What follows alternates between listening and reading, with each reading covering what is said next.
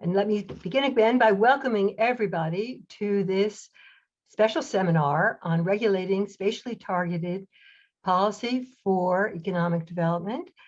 And today's seminar is being brought to you by Penn Institute for Urban Research. I am the co-director of Penn IUR, and it's my great pleasure to introduce Professor Gilles Duranton, who has been organizing these seminars and will be moderating today. Gilles? Thank you very much, Suzanne. Good afternoon, everyone. So it's my great pleasure today to introduce our three speakers in the order in which they're going to speak. So the first one is Bill Maloney, who's Chief Economist for Latin America and the Caribbean region at the World Bank. He's worked on this report well together with Somik, Lall, who's lead economist for Equitable Growth Finance and Institutions, and head of climate economics and policy team also at the World Bank. And the final speaker will be Arti Grover, senior economist in the finance, competitiveness, and innovation with global practice, also at the World Bank. So Bill, you can start whenever you want. Great. Well, thank you very much to Susan and to Gilles and to Penn for the invitation. We're all very glad to be here, and to Danny and Vernon for agreeing to highlight what's great about this report and remind us of what's not. So thanks in advance for that. I am the host of the slides, but I'm also going to say a couple words first. Okay, so the volume is Place, Productivity, and Prosperity, Revisiting Spatially Targeted Policies for Regional Development, joint with Arti, Somik, and myself. And it's volume 6 or 7, depending on how you measure it, of the World Bank Productivity Project, which can be accessed for free at that website, all designed to take academic knowledge and distill it to where it's useful for the policymaker. Just want to quickly set this up historically. Hernan Cortés was perhaps our first great proponent of spatial policies or spatial observations, put it this way, when he noted that this great city of Tenochtitlan is as big as Sevilla or Cordoba. It has as many plazas where commerce abounds, one of which is twice as large as the city of Salamanca, and where there are usually more than 60,000 souls buying and selling every type of merchandise. There are as many as 40 towers, and the most important of these towers is higher than that of the Cathedral of Seville. The quality of their construction, both in masonry and woodwork, is unsurpassed anywhere. Immediately we see the appreciation for bringing a lot of people together for buying and selling. Information, commerce, it's all there. But it's also, he's mentioning the quality of the human capital that is found there that allows the construction of more complex society as captured by the architecture of the place. So in some sense, we saw this as a good place to begin, and it has several takeaways which remain important for our book. One of which is that agglomeration externalities can contribute centrally to prosperity. It was the case then, it remains the case now. Second, there's a lot of persistence over time. And this is key. It's not by chance that Tenochtitlan became, which was the largest city in North America, became Mexico City, which is now the largest city in South America.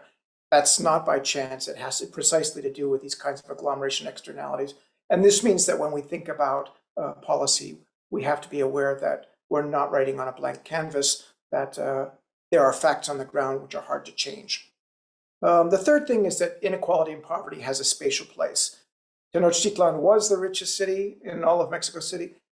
Today, it has an income 5 times higher than that of Chiapas, which is the poorest area of Mexico City. And policymakers need to take these issues into account when they start thinking about productivity and addressing inequalities.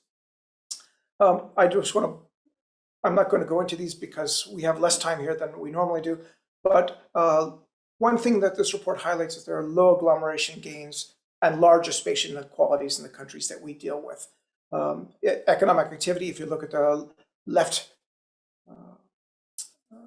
graph here, this presents the sum of nighttime lights by size of city ranging from 100,000 to 5 million. And the three different color bars represent high income, middle income, and low income countries, respectively.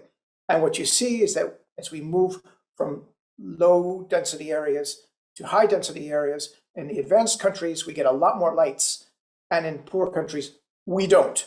And that's saying something about what agglomeration is buying us in the advanced countries that is not buying us in the poor countries. And we'll come back to that.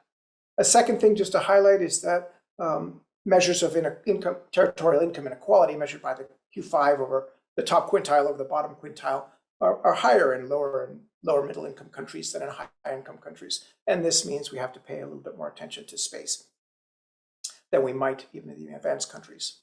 So why this report? First, space and economic geography is a critical lens through which to view growth and equity agendas. Cortez has established that, we reinforce it.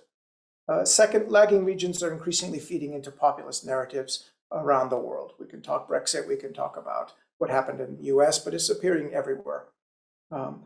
Third, countries increasingly seek to implement spatial policies and are asking us and development partners in general for advice. We have to have something well thought out to say. Fourth, key knowledge gaps remain in our understanding about space, how space works on the ground and what spatial policies make sense. So this can be seen on one hand as an update to the 2009 WDR, but we also present new findings on the barriers to spatial equity and effective interventions. And we also offer a framework for analysis of spatial policies, which Gilles was very helpful, along with Tony Venables, in helping us develop. Main takeaways, I'll just quickly go through.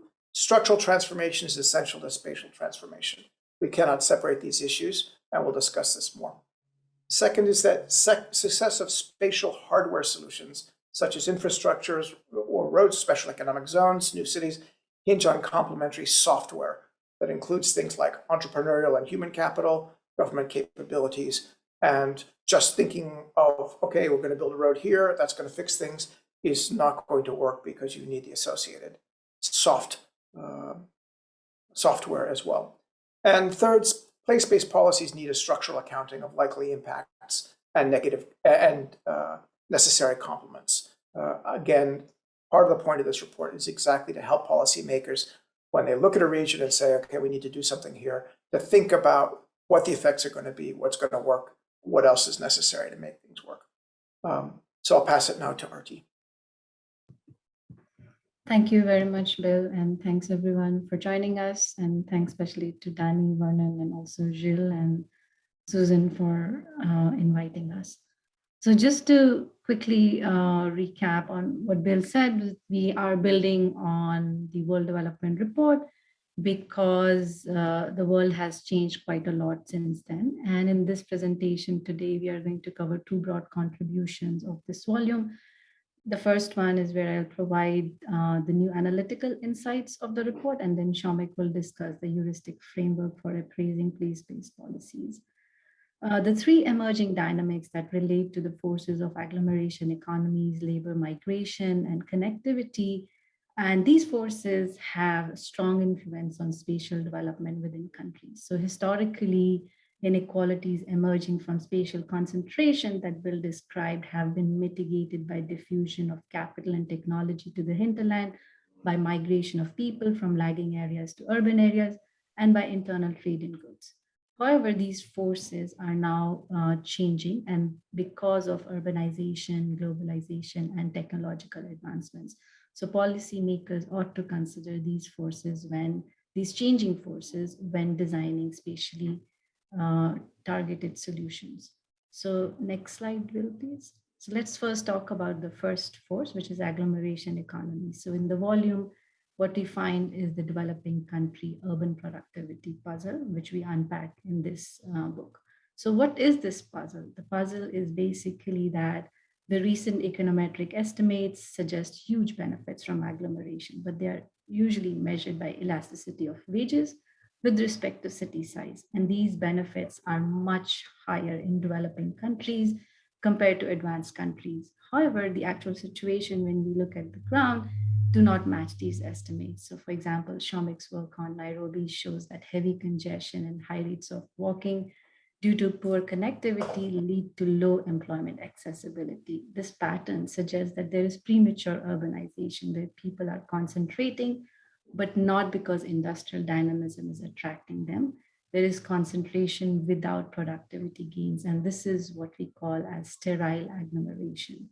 So the chart on the left panel basically shows us how we unpack this puzzle. And the puzzle is because these estimates do not take into account urban costs. So what we do in the volume is look at the total factor productivity agglomeration elasticities. And these estimates basically strip off price effects from a regular productivity measure. So the chart here shows that Chile, Colombia, Ethiopia, and Indonesia have elasticity of wages with respect to density, which is somewhat higher than advanced economies. But when we look at the TFPQ estimates, these are negative for all these countries except Chile. So these findings lend support to the hypothesis of sterile agglomeration. One more click, please. And the chart here on the right panel shows that sterile agglomerations partly reflect the fact that cities in many developing countries have seen urbanization without structural transformation. In Nigeria and South Africa, for example, the share of manufacturing in GDP has been declining as these countries have urbanized. Next slide, please. So the second dynamic is on the extent of internal migration. And internal migration basically determines how countries adjust to shocks and distribute growth. And the problem with internal migration is that if there is a shock, then price signals can change the relative migration, the relative comparative advantage of the region. But the problem in national economies is that these signals are weak. The fact that migration is possible ties local wages to those in richer parts of the country, which makes this downward adjustment difficult. And this means that a region can be permanently priced out, leaving it with no competitive advantage. The market's response to such a negative shock is not to move capital into the area, but to move the labor out. And this is what seemed to have happened in the mining town of Coleman's-Cop, which was one of the richest areas in 1900s, and the place has been lagging ever since. Next slide, please. Sorry. So in this slide, what we're showing is that this mechanism where labor moves out in response to shock is dampened if mobility is limited. So this could happen because of both implicit and explicit barriers. So what we're showing here is that mobility in developing countries is far more restricted. It is about half of that in high-income countries. This means that stranded workers are left behind in jobless regions. The question that we should probably be asking is that even if migration were fluid, where would people move to? We just showed that agglomerations in developing countries are actually sterile. So it kind of complicates the message of lagging regions to invest in people, not in places. In fact, more people are migrating to cities due to low agricultural productivity in rural areas, or because provision of services such as healthcare and education, for example, is low in these areas. So that merely moves the problem of human needs from one place to another. So perhaps investing in places is also important, and that means stimulating agricultural productivity in rural areas, which was the topic of Bill's previous flagship, is important, and also enhancing human capital, advancing the overall agenda of structural transformation and productivity growth is critical. Only then do we expect more productive places where people can move to. Next slide, please. So the third changing dynamic is on the importance of connectivity through transport and trade and new technologies. So it's worth mentioning that the timing of structural transformation with respect to decline in trade cost also matters a lot.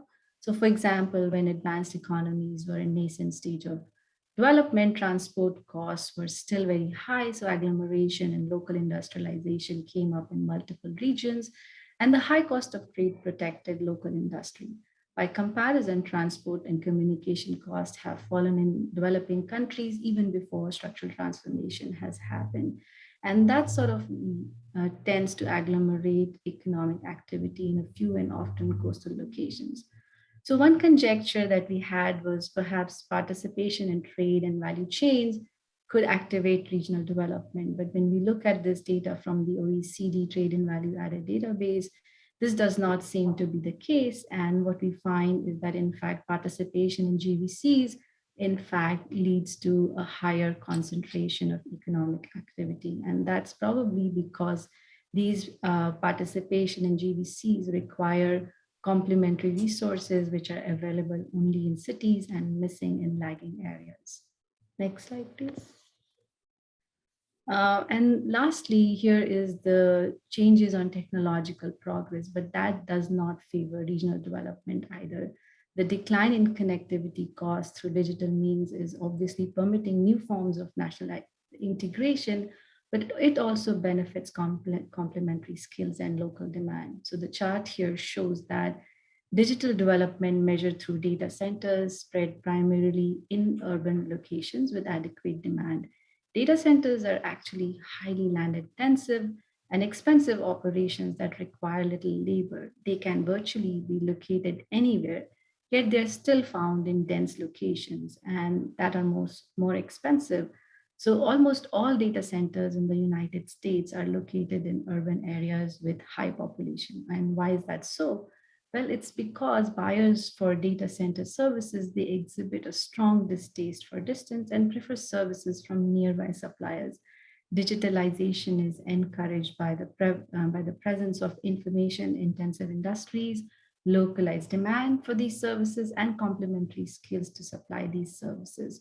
So these three trends have given rise to increased concern, even alarm among policymakers about dysfunctional cities or places left behind, and the need to do something for these places through spatially targeted policies. So Somik will now talk about the rationale for these interventions and the heuristic framework to appraise these policies. Over to you, Somik. Thank you. Thanks so much, Arti, and hello, everyone.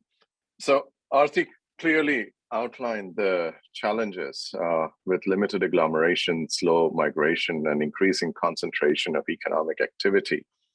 And in many parts of the world, policymakers and even academics are thinking about the design of place-based policy. And the motivation for these policies are many. In the terms of economic efficiency, it may be that there's a desire to kind of tap the potential of lagging areas, which may be underperforming because there's a market failure or a limitation to a more efficient allocation of capital and technology. In fact, there's a lot of work that Vernon himself has done looking at this misallocation in countries like China. In addition, there's work on the political and I think the social value of a place-specific job-creating policy, because there is this intrinsic value of work that's associated with the person's well-being. And in many policy circles, especially in the United States, that's really often championed. And there are also concerns that there are large inequalities across places that will fuel political unrest and give rise to populist movements. In fact, Andres Rodriguez Pose has a lot of research on that. Next slide, please. And so what are these place-based policies? And here I'd just like to flag and kind of highlight that much of what we provide in terms of the heuristic framework for place-based policies draws a lot on work that Gilles and Tony Venables did with us as we were kind of developing this project, and I'll come to that. But these place-based policies, they often include hardware, right? Stuff that's infrastructure construction or a special economic zone that's attempting to jumpstart the economic activity in a particular location. It could be through regulatory incentives along with infrastructure, also a whole range of urban interventions.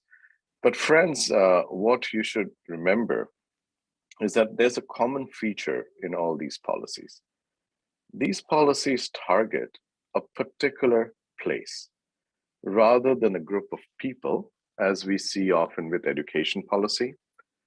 or economic sectors, as we see often with industrial policy, or institutions, as we see with governance reform.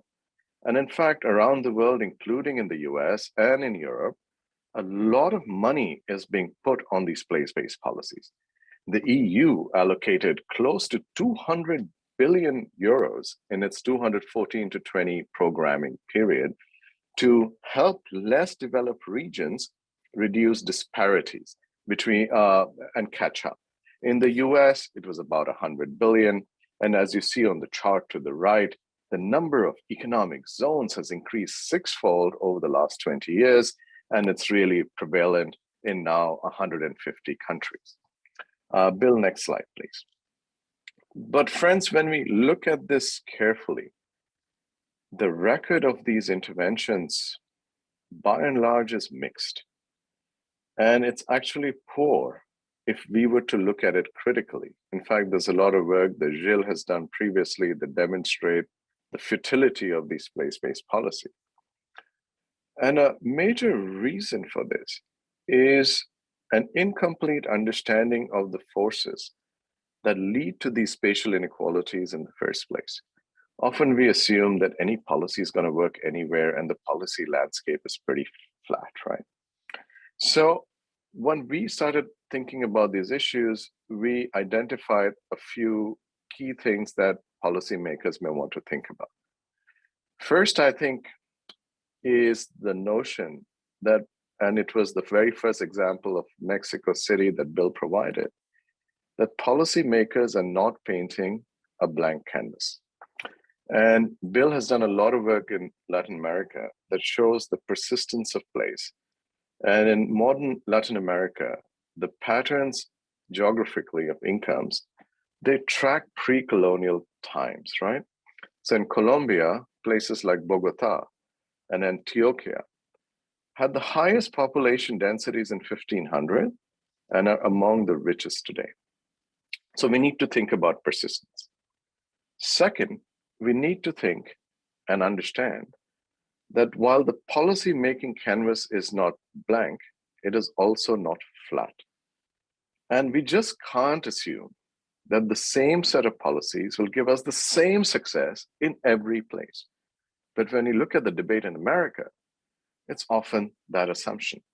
And whether a place has a source of comparative advantage that's waiting to be unlocked, or it's hurting from a bad trade shock, but could recover, or is in fact non-viable, is exactly what good economic analyses must get at. And the picture in front of you on the right is Goldfield, Nevada. Many of you have never heard of this town, but this was a boom town at the turn of the 20th century. And its mines produced about $86 or $90 million at the prices then. Today, it's a ghost town. Next slide, please. Then, in addition, a persistent theme in economic geography is that market failures, these missing complementary factors and distortions, they often come as a package. Misery loves company. And there are very few silver bullets that we can think about that can be fired with success in the absence of complementary interventions. So I was working in Lebanon a few years ago, and we looked at the World Bank Enterprise Survey. And here we tried to figure out what would it take for a firm to move or to set up new establishments in a secondary city and leave the capital. It wasn't that the firm was said they lacked only in one dimension, say electricity. They also had labor skills, infrastructure like telecom, access to finance, all of them together. And so there's a whole range of constraints that face firms when they think about allocating economic activity in different places. But then this takes us to an important point, that governments have very limited and finite capacities to appraise, execute, and coordinate policies. And as Gilles and Danny both know, since they worked with us in a seminar on Argentina, that the lagging regions of Argentina suffered from a whole multitude of constraints, but the local governments and the state governments in Argentina had very little capacity to coordinate national and subnational interventions. And more so, they couldn't even deliver on the local mandates themselves. So government capacity is really binding. Next slide, please. So to fill our kind of knowledge gap on coming up with how do we think about it, in this book, we outline a heuristic framework. And the heuristic framework is provided to help policymakers and policy analysts assess proposals for place-based policy and try to get their hands on a policy mix that could work to make potentially viable policies work. And here we really draw on an amazing framework paper that Gilles and Tony Venables have written. And we'll send, and that paper, the link to that is in the book, but we can send that in the chat as well. Next slide, please. That framework that we have here in this book is built around 3 principles. The first principle is about getting a narrative right. And there should be a clear description of the main problem that the policy needs to address and the key market failures that motivate the policy. And we need to understand that place-based policies are unlikely to be the first best way to address a market failure. So let's take Egypt, for example, a country Gilles and I sort of have discussed. So if unclear land rights are really limiting investments in infrastructure and housing, the first policy out there, the first best policy should be to clarify land rights.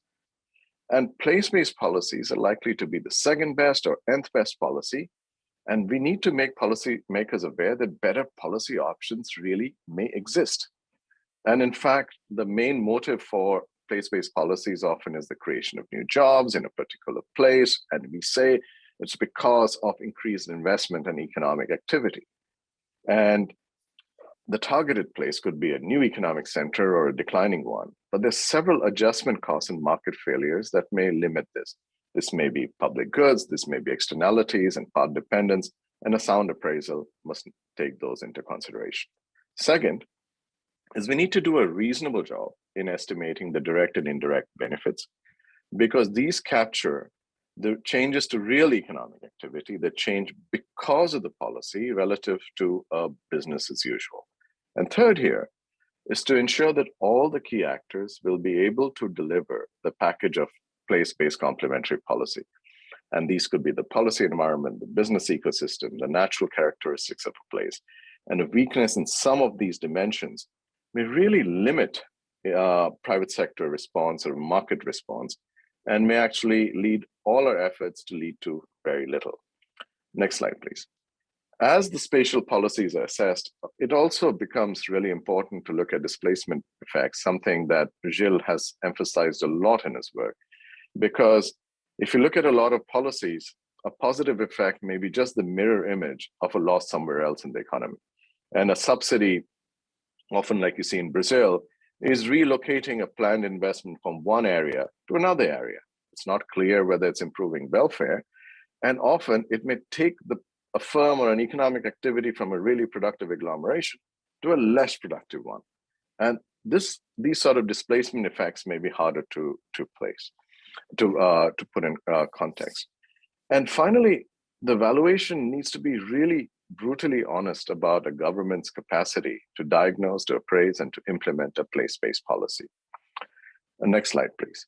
So as we develop the framework, what we have done is we distill tacit knowledge from frontline World Bank teams. And here we worked very closely with Gilles and Tony Venables, where Gilles and Tony, they reviewed about 20 World Bank project appraisal documents. That's the standard economic analysis that the World Bank does when they prepare a particular intervention. And Gilles and Tony went out of the way to have a lot of discussions with our frontline task leaders who are engaged on these projects. And they give a very candid assessment, and they said, well, the economic analysis that does a cost benefit of direct impacts, that's pretty reasonable at the World Bank. But it's the treatment of indirect effects that's really variable, and it's often questionable. Some double count, like the add in land value appreciation as well as direct benefits, and some refer to multiplier effects, which may be developed ex ante, but are completely dependent on a whole range of assumptions. And the practice could be improved by employing a consistent and rigorous framework. Next slide, please. So as part of taking this, next slide, please. So as part of taking this ideas of this framework, learning from the discussions we had with Gilles and Tony, and the lessons from our frontline staff, we actually started putting this new framework into practice. And one of the places we were doing it is in Egypt, and particularly in the Upper Egypt region, which is in fact to the south, where Upper Egypt is a really densely populated, lagging area in a country. It has poor access to services and limited economic opportunities. But this region is also home to a large number of Egyptian poor people. About 67% of Egyptian poor live in the Upper Egypt, and it has about 36% in terms of poverty rate relative to 20% for the rest of the country. So the World Bank had designed a program, which is about a $1 billion program. And from the World Bank's point, these are called results-based financing. And one part of the program supports the business environment with a focus on building capacity to upgrade clusters, improve access to service land, and investment services. The other part of the program supports access to capital investment planning, delivery of services, and better financial management. And so in a way, we have business environment on one side and access to infrastructure and services, two different set of constraints that typically line ministries don't take on together. We took them on as a package. And next, if you hit once more, Bill.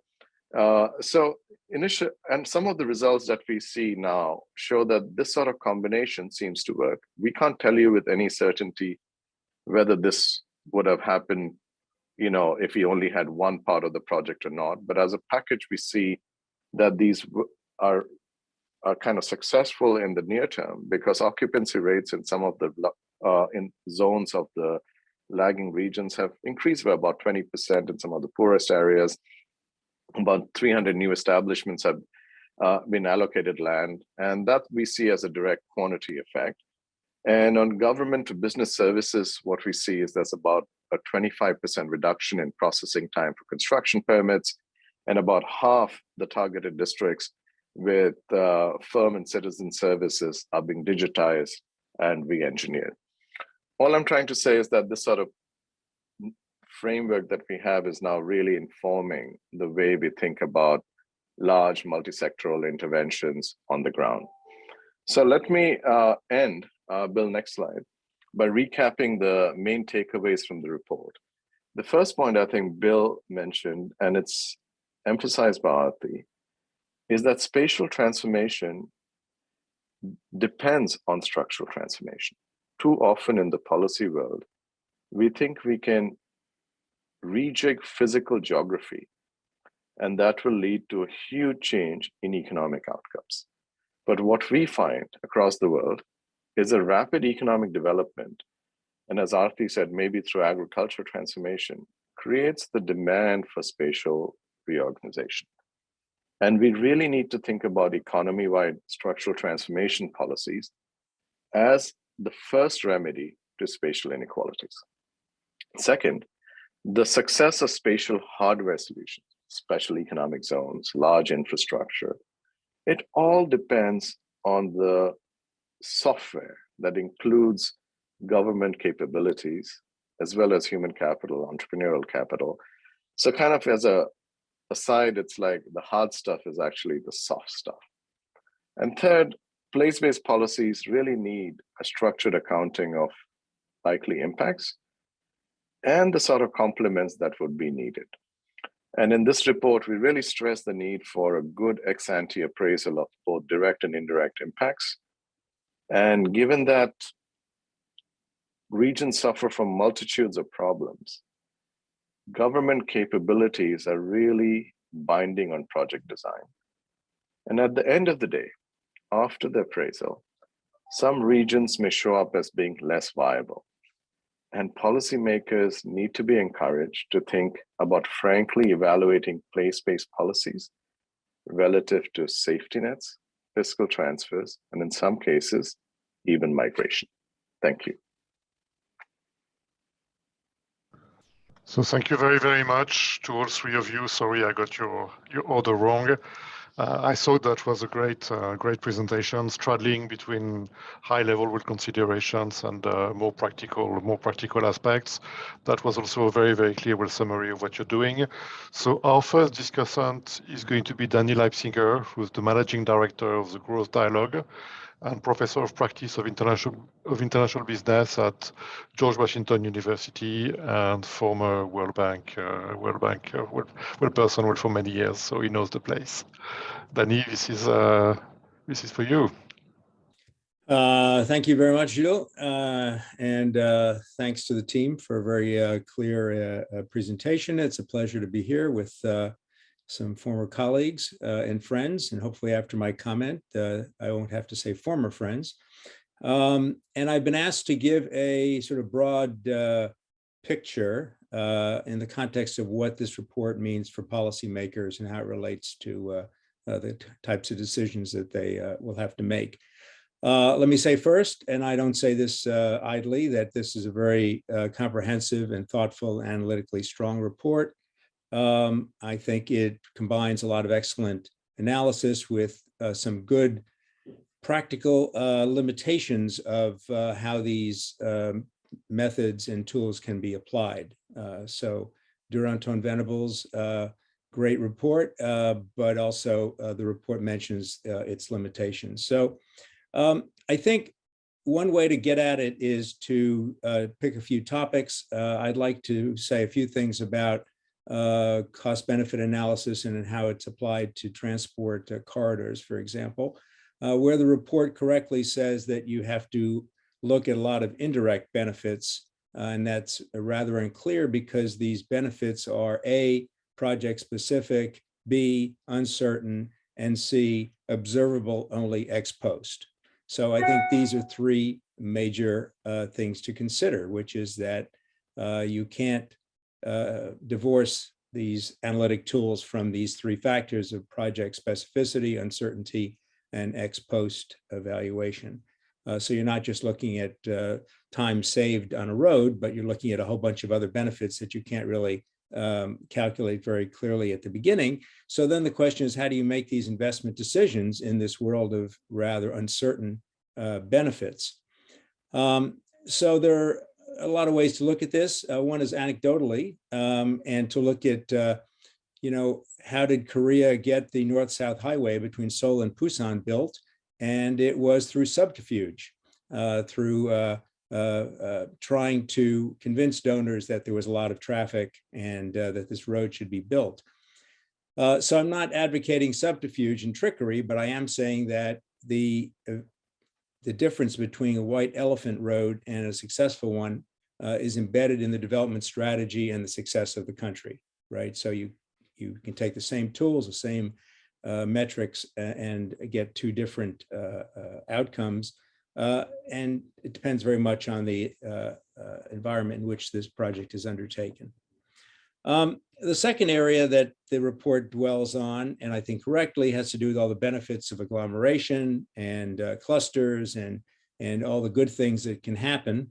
And I think that here they also are quite realistic in saying that a lot of this depends on the complementary investments that governments need to make, right? So a lot of these are in the realm of public goods. What makes a good special zone work versus one that doesn't. It has to do not only with electricity and logistics and availability of human capital and better governance, et cetera. But it also depends on the capability of the governments to deliver and to coordinate these policies. So I think the takeaway for me in this whole area is really in the realm of policy coordination. And I think the report is very good in pointing out that packages of policies are what matter. So since I'm a macro economist, I could tell you as an example, if you want to, develop exports of a country, the IMF might come in and tell you to devalue the currency. And that's necessary but not sufficient. It has to be accompanied by a whole bunch of other interventions in logistics and credit and market knowledge, et cetera. So this just means that an infrastructure ministry cannot on its own deal with getting good benefits from a transport project unless it has complementary investments. Similarly, a development ministry cannot deal with a lagging region without dealing with a number of other impediments. So I think the report is on the right track and says all the right things about this, which is that you can't just intervene with one policy. You need a package of policies. Let me turn now to the second major area of the report, which has to do with place-based policies, lagging regions, et cetera. And I think the report largely says the right things. So let me just repeat what I think are the important takeaways for areas that are poorer or less well endowed and therefore suffering compared to the national outcomes. And again, let me give you a story which happens to be true of a poverty report that was being done by the World Bank in the early 90s on Chile, which was the poster child for really good economic policies in Latin America. Perhaps they did less well on income inequality, and that's showing up now on the political spectrum, but poverty rates were quite low, but they were relatively concentrated. So the World Bank came in and did a report and suggested all sorts of possible interventions, improve agricultural productivity, which was mentioned, diversify their products, improve their marketing capacity, et cetera, et cetera. And at the end, a member of the team who happened to be a Chilean economist said, look, there are only two things that you need to do for this region. The first is to educate the next generation. And the second is to build roads so they can get out. So this is to Somik's point about some regions are just not viable and are going to rely on remittances and transfers and other things. And it may not be a very wise investment to put a lot of money into this area. So I think the report deals well with this. I think the report hints at an important question, which is when you have these areas that have poorer populations, do you invest in where the people are today or where you think they're going to be tomorrow? And I think politically, there's a great advantage to the former, but in terms of economics, there may be a great advantage to the latter. It really has to do, of course, with labor mobility and internal migration. But if that's the problem, the first best intervention is to fix that. Now, the report also says that there are three potential arguments for dealing with non-viable regions. One is that there's too much congestion in the major cities. My solution to that would be, and Professor Henderson can comment, about the creation of intermediate or secondary cities, which could be helpful.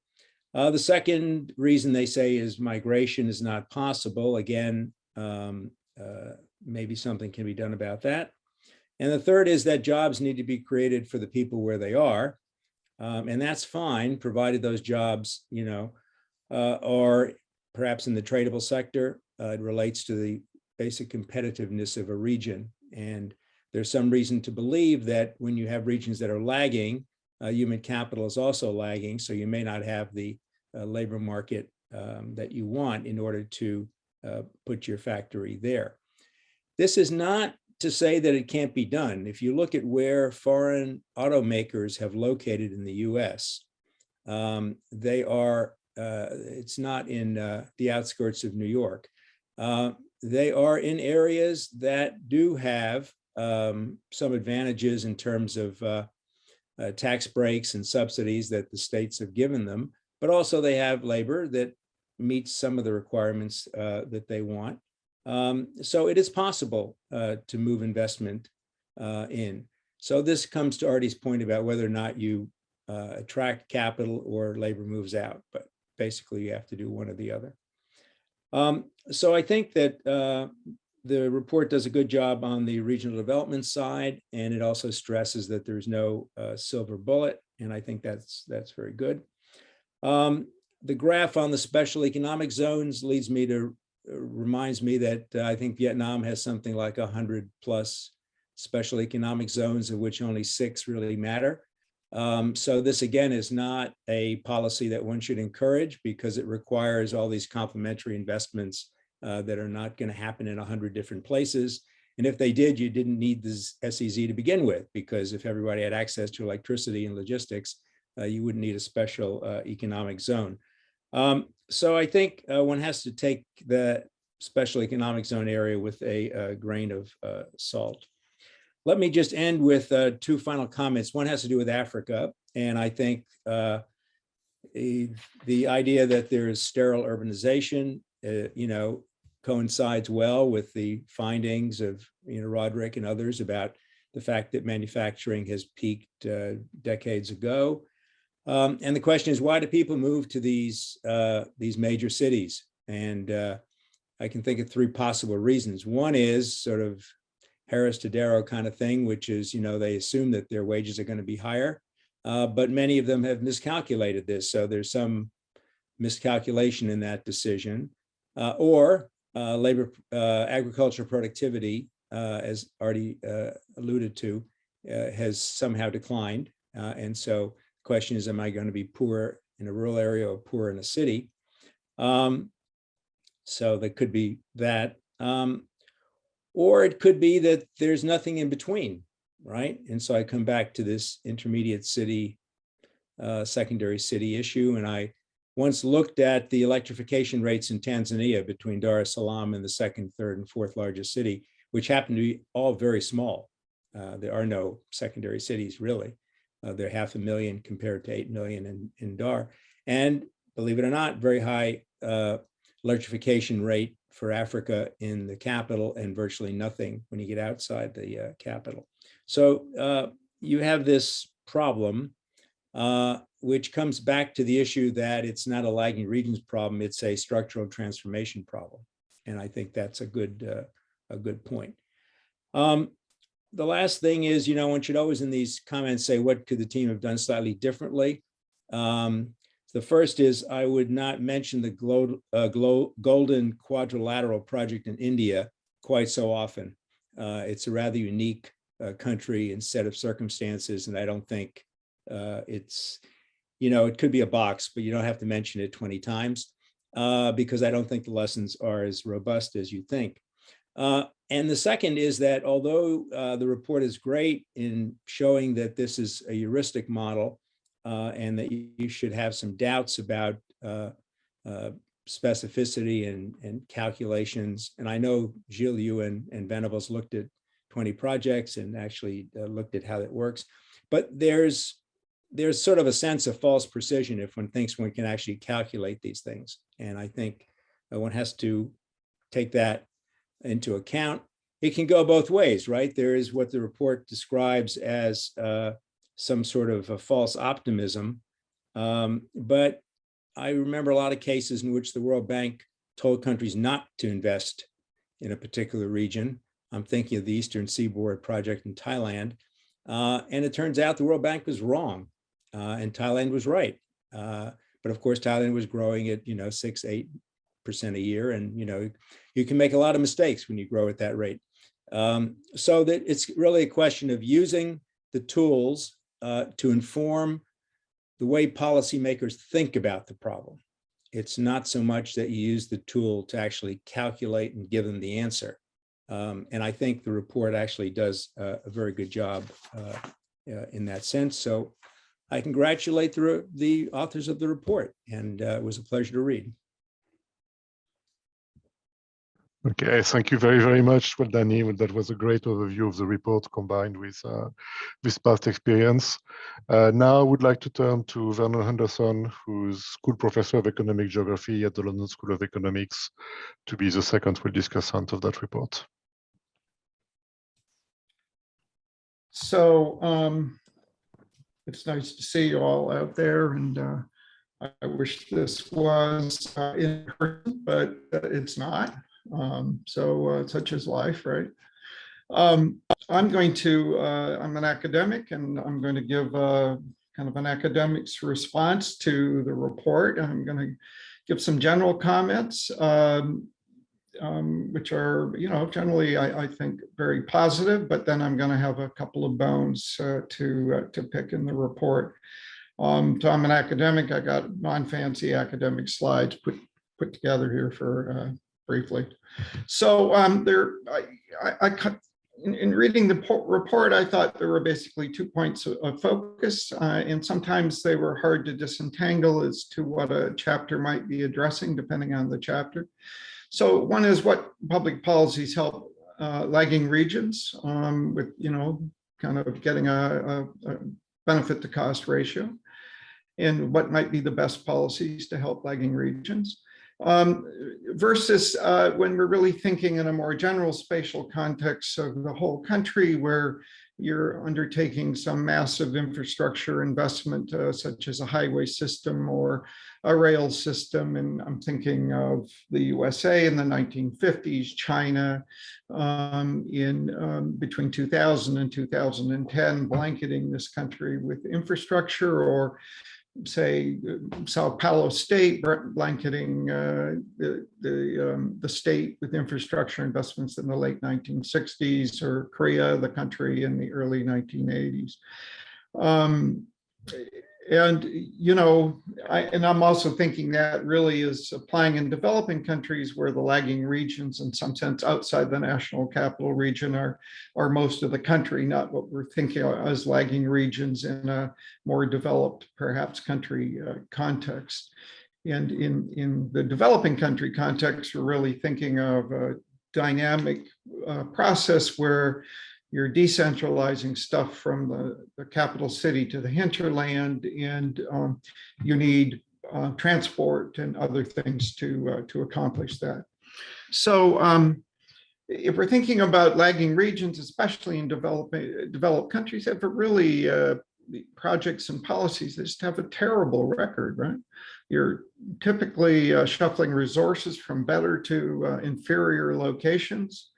The major drive is political, and so there may be very legitimate political national goals, national identity, defense, and in some cases, whatever the goal may be, and we're going to have these policies. And so the role of the economist, in some sense, is to point out potential costs and benefits of each, and maybe really to try and point out, well, which are the least costly of all these policies, since you're going to be doing them.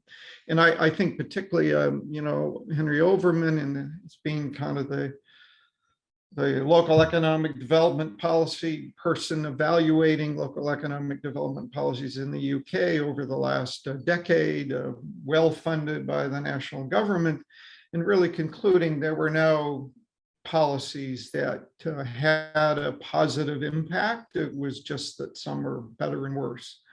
And of course, the general idea is, well, maybe the best we can do is educate people in lagging regions so they can move out. In the least developed countries, when you're thinking about infrastructure investments, and I'll give an example, and this is a historical example of Kenya in building a rail system under the British from the coast to Lake Victoria, and there being papers written on the path dependence that created. And so they picked a somewhat arbitrary route. Nairobi is, just go across the plains, you come up to the first row of mountains, and there's Nairobi. They put it there, and then you continue on, and you have all this development along the rail line that is still persistent to today.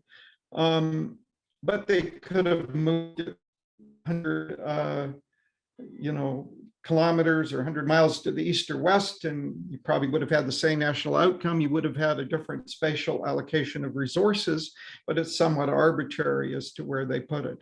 And this kind of work, though, I must say, has little to say about what might be the optimal routes, the optimal policy. We're just looking at these infrastructure investments and saying, well, they had this impact. Now, maybe, economists, academics are trying to deal with the optimal root problem, and it's starting to come out in spatial general equilibrium models, which I'll talk about again in a minute. So overall, the report is very nice in how to do evaluations in a practical sense, ex ante and ex post, the indirect and direct benefits, and touch all the right buttons. And the talks today, mention these: the complementary policies, getting your house in order, being honest about the capacity or the lack of capacity of the government, the role of externalities, shaping externalities, which is Venable's real bugaboo, and then the coordination of public and private sector. So that part of the report is really sensible. It's really nicely done, and in general, the whole report I think is really valuable.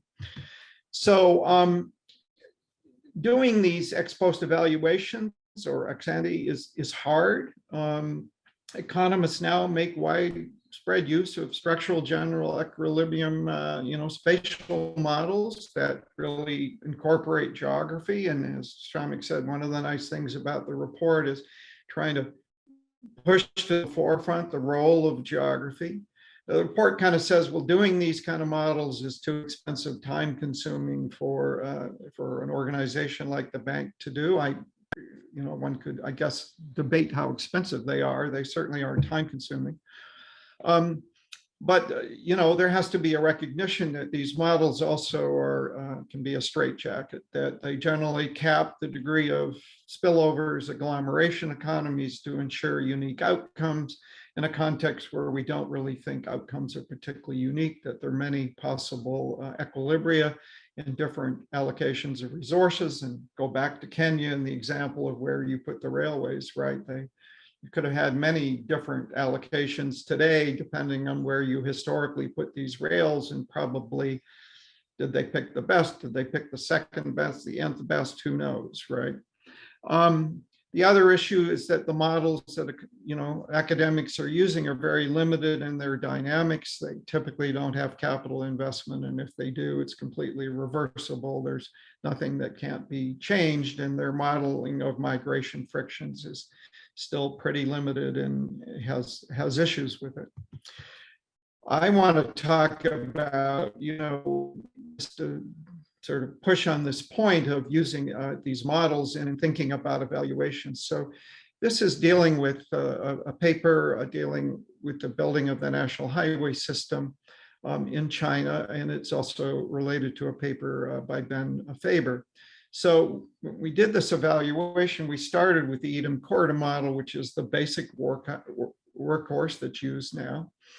And in those models, improve market access, some measure of a city or area having better access to market should raise incomes and populations as a general, if you like, average treatment effect in an empirical setting. And that's emphasized by Donaldson and co-authors. We found that in China, in general, the effect, pure market access effect, was negative, whether you're looking at prefecture population levels, population growth, GDP, wages, all those kinds of outcomes.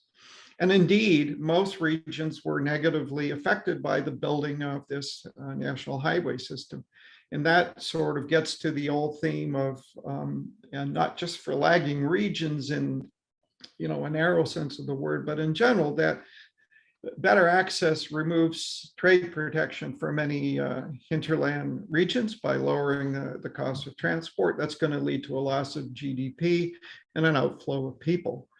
These people go to somewhere. They go, in our context, regional primate centers, leaving the hinterland to go to a nearby primate center. And we have a particular way of defining it. That's something to think about how one does that and so on. And we took one particular take on how to do this. I think building the national highway system in China was a great policy in a national sense, but a lot of the hinterland regions lose in that context. And to sort that out is going to need general equilibrium modeling of some sort. and maybe not the Edom-Corda model, and there are a lot of issues about how one would do that. But if you think of evaluating it and looking, you're going to have, this is a general policy, right? You're going to have a lot of losers and relatively few gainers, at least as we saw it in China. The one issue I had with the report is this, and it was emphasized today, so I'm going to spend my last few minutes on it here. This is the notion of sterile agglomeration. In the report, you know, this idea, my reading of it, at least, is the report saying that these cost of living increases when people move into city are driving wage increases. I just think that's wrong. I mean, employers in general are paying roughly the marginal revenue product to labor. Wage increases reflect the value to employers of workers. And of course, in a rollback style equilibrium, people, you know, in response to a productivity shock, will enter the city until the cost of living increases, shut down in migration. But these wage increases reflect productivity benefits. Now, the report says, well, productivity elasticities are much smaller than wage ones. They should be in any model. The wage elasticities take the productivity elasticity and inflate it by a factor share in production. The other thing is that productivity studies are generally focused on manufacturing because that's what we have the data for. We think that scale effects are bigger in services, in business services and financial services, and wages are able to capture that because they're not, you know, reliant on being sector specific information. And of course, you can use the wages and break it out into different sectors. The gains in Africa, I think, are huge. So I'm going to finish with this graph here, which is from a paper that was published in 2020. And this is taking this is World Bank data, taking 5 African countries, individual households, and looking at the population density around them in a 5-kilometer disk. And then this plots the line in a local fit line.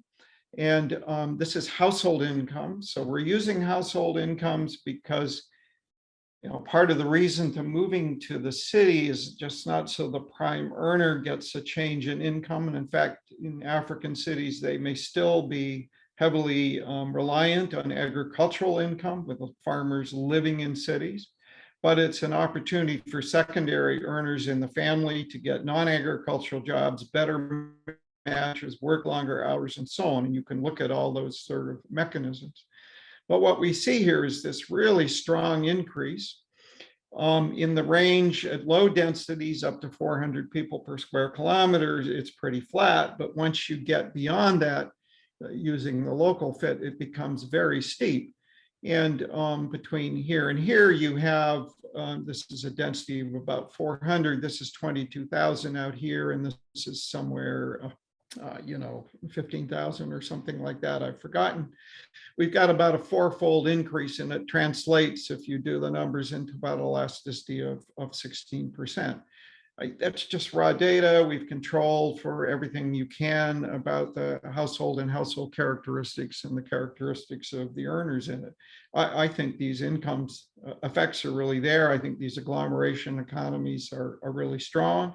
I think they could be stronger with better intercity transport and stuff like that, but they're still very strong. So anyways, overall, I think it's a great report, and it's nice to see this kind of, you know, comprehensive look at how you do practical evaluations. So thanks a lot. And if I can stop sharing here, I will. There we go. Okay, thank you very, very much, Vernon. Before I get back to the authors, I would like to use my prerogatives as whatever moderator / discussants to actually make 2 points. The first one is going to build on what Daniel said about real evaluations and the process of evaluation, which I think is one of the 2 main contributions of the report.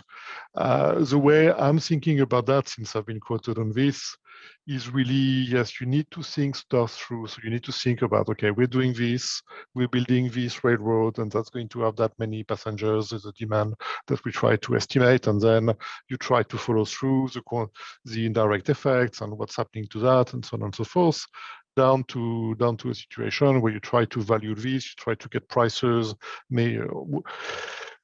and hopefully reasonable shadow prices about some induced agglomeration effects and all of these. But one of the key messages I think we try to convey with Tony is that, you know, you need to rely first and foremost on the stuff that is more well certain, and let the pipe dream perhaps a little bit more in the background. So it means that, for instance, for transport evaluation, you know, first and foremost, you should rely on time savings, valuing them well properly. You know, like demand models usually do not get things horribly wrong, although like sometimes they do. And then, you know, if you have a project that says 25% returns on the direct effect, that's probably not a good idea. Then the question becomes, you know, you're in the region of whatever 90% to 100 plus, well, 200 plus percent. So you're basically just well around with the break even. Then, you know, the question becomes, how much magic do you actually need? You know, all those induced effects, indirect effects, and is that actually well plausible? I think this is the way well, at least I'm thinking well about those issues. I think it's really, yes, how much magic, as opposed to try to value that magic very seriously. You know, we should try to make our best effort, but know that this is very uncertain indeed, like Danny said. Then I would like to follow up with the authors with the other part of the report, which is what Vernon has discussed in the end. I have a hard time actually developing some sort of general way about how those things work, because from the evidence that's presented, there's actually a much higher real wage in places that are bigger and denser.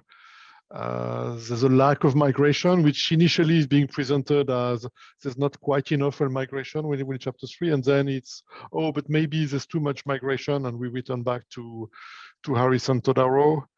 To me, there's one missing element, which is a discussion of formal and informal sectors, with perhaps some evidence that says actually agglomeration effects are stronger in the informal sector, where you need to rely more on local stuff. And also, I think, you know, we could reconcile this what is cause and what is causality about those agglomeration effects. We need to keep in mind that there's a huge amount of, I mean, like, well, developing cities are incredibly crowded. And because they're also dysfunctional, they're indeed very, very well costly, well places, well to live and to operate. I think we need to find a way to articulate this well better, so that we have some reasonable working models of what goes on, and then try to make sense of the results as they happen. Indeed, I think we've discussed a lot about what those things will be for with the authors. What is cause and what, I'm not questioning the results, I'm questioning the interpretation and what is cause and what is consequence here. I guess Vernon does not disagree with that, although I'm trying to find more of a middle ground here as moderator. So I'm not quite sure who among the three of you would like to respond to all this.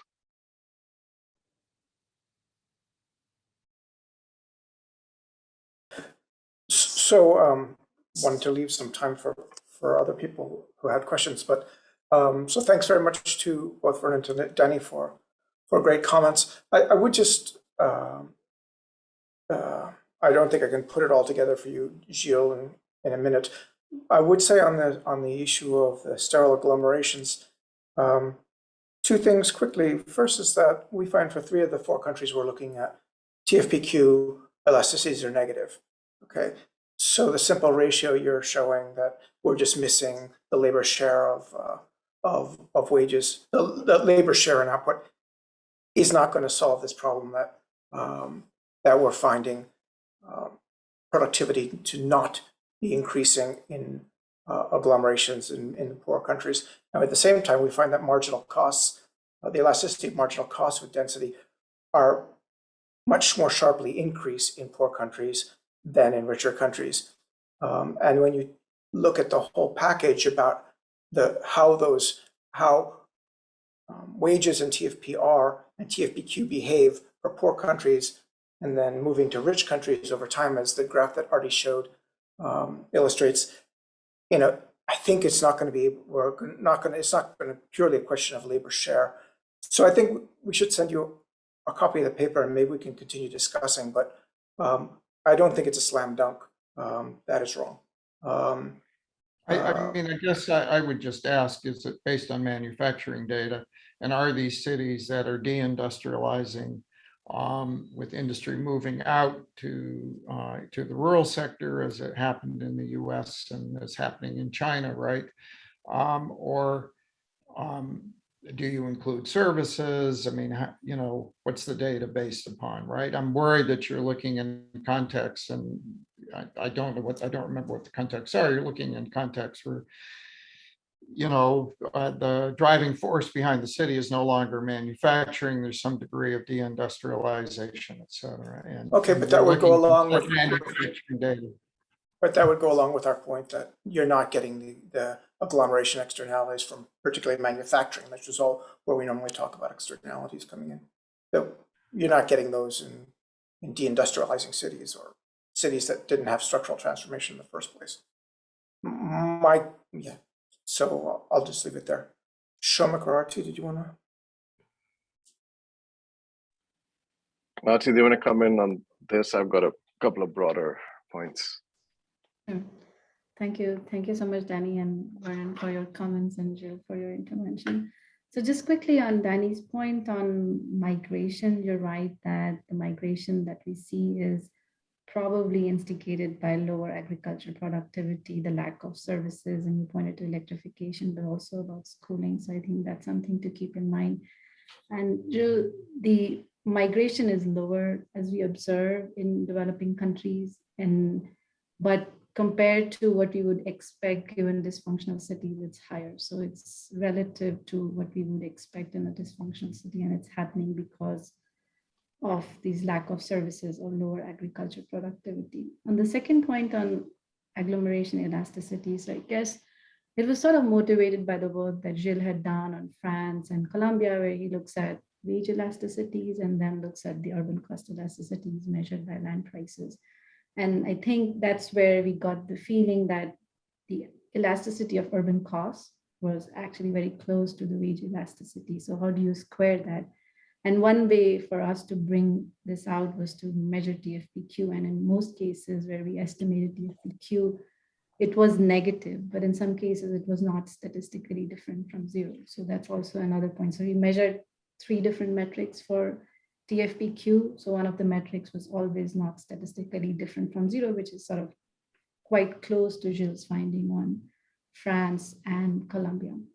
On the data, yes, it's manufacturing, but we also estimated these elasticities by different time periods. So for example, Ethiopia data goes back to 1996 to 2009. We tried different estimates, but Ethiopia probably never had structural transformation. For Indonesia, again, we had the data from 1995 to 2015. Again, we tried several different periods. The results do not change in terms of what we get out of TFPQ.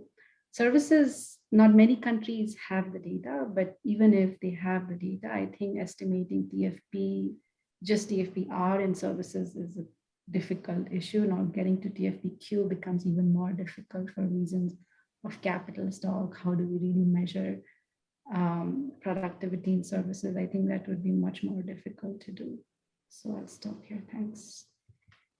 And before we hear from Somik, may I just be sure to get in that we are so grateful to you, Arti, and the World Bank for bringing this report to us, and also to our discussants and to Gilles. This is an extremely important issue, and you've brought so much enlightenment, and yet also so many questions that, from my perspective, we need more time. Now, today, literally we do, we're coming to the end, but going forward, we would very much like to have you back. May I now turn it to Somik? Perhaps you would like to sum up. Thanks, Susan. I just wanted to raise one question that Danny put, which I think is really important, on the role of intermediate and secondary cities. And Danny, we've been a little hesitant to talk about the great role of these secondary cities, drawing a lot on Vernon's work. He has a very nice empirical paper that shows that in many African countries, the decline of transportation costs happened far before structural transformation took place. So the demand for all these places in between just didn't take place, right? So now, you know, when we talk about, oh, a solution to a big city problem is secondary cities, but in the absence of structural transformation and the rapid decline of transportation costs, we were kind of stuck that just doesn't help support these secondary cities. So you'll see in the report, we were kind of a little wishy-washy, because I think in light of Vernon's evidence, which I think is really important, we organized one of our chapters starting from that idea, the pace, the timing of structural transformation and decline of trade and transportation costs. Just wanted to see, because you had raised that question. Thank you. I think that's an important point, among many important points. We hope you all will come back again. I want to again thank the World Bank for this report and our discussants.